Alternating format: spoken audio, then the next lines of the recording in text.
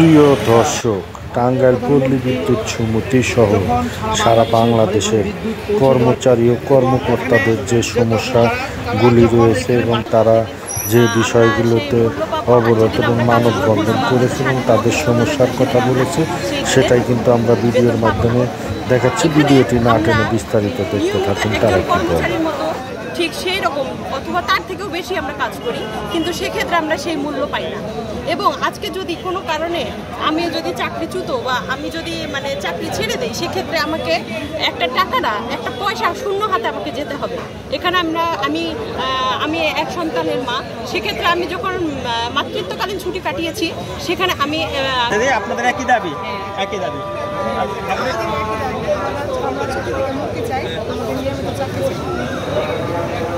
Messenger দীর্ঘদিন আজকে চাকরি মিটারের মেসেঞ্জার চুক্তিভিত্তিক রয়েছে। আমরা নির্যাতিত ও নিষ্পীড়িত এই সকল পল্লী বিদ্যুৎ সমিতির মিটারের মেসেঞ্জার পল্লী বিদ্যুৎকে বাঁচা রাখে। যত কাজকর্ম একজন মিটারের মেসেঞ্জার করে এবং মিটারের মেসেঞ্জারকে সমিতি যা যা করার দরকার একজন মিটারের মেসেঞ্জার করে, অথবা তাদের চাকরি পারবে নাই। এই সমিতির একজন সুইপার থেকে শুরু করে উদ্যত কর্মকর্তা যত কর্মকর্তা আছে তাদের চাকরি পারবে, কিন্তু যারা পল্লী বিদ্যুৎ সমিতির যারা ফিল্ডে কাজ করে, যারা মূল ভূমিকা রিডিং আনে, বিল বিতরণ করে, আজকে তাদের চাকরি পারবে না। অত্যন্ত পরিতাপের বিষয়, অত্যন্ত দুঃখের বিষয়।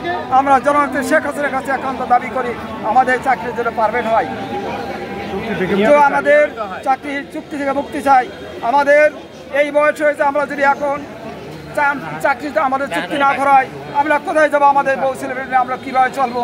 আমরা এই পরিশ্রম করার পরেও আমরা আমাদের চাকরি থেকে চলে যাই, আমাদের সীমিতকে অল্প কিছু টাকা দিয়ে আমাদের বিদায় করে দেওয়া হয়।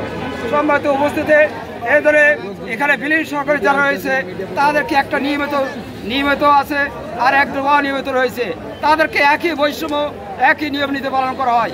এখানে যারা লাইন শ্রমিক আছে, এক গ্রুপ লাইনম্যান পারবেন আছে, আর এক গ্রুপ লাইনম্যান অনিয়মিত রয়েছে, তাদের ক্ষেত্রে এক বৈষম্য নীতি আমরা অসহায় আজকে আসলাম না, আমার হাজিরা কাটিয়ে দিয়ে থুই দেয়, আজকে হাজিরা পেলাম না। আবার 5 দিন না আসে, 5 দিন আমার দেবে না। মাসের শেষ দেয় যে 15 দিন হাজিরা, এই গেছে কোনো কিছু পাইনি। 15 দিন পরে এ মাসে 7 দিন হাজিরা নাই আমার, তাহলে একটা বিছানা ওই টাকা বেতন পাইলে পরে সংসার চালানো কঠিন করা। এ মাসে বেতন পাবো মাত্র হাইসলে 15,000 টাকা। 15,000 টাকা একটা ফ্যামিলি চালানো খুব টাফ ব্যাপার। আপনাদের দৈনিক হাজিরাটা কত? 100 টাকা আছে আর 750 টাকা, 750 টাকা। 700 টাকা ঈদের পরে যেমন ঈদ উৎসব হতো, আবার ঈদের মধ্যে 5 দিন তাদের এই দাবিটা আজকে কর্মসূচি না থাকতে পারে। আশা করি প্রধানমন্ত্রী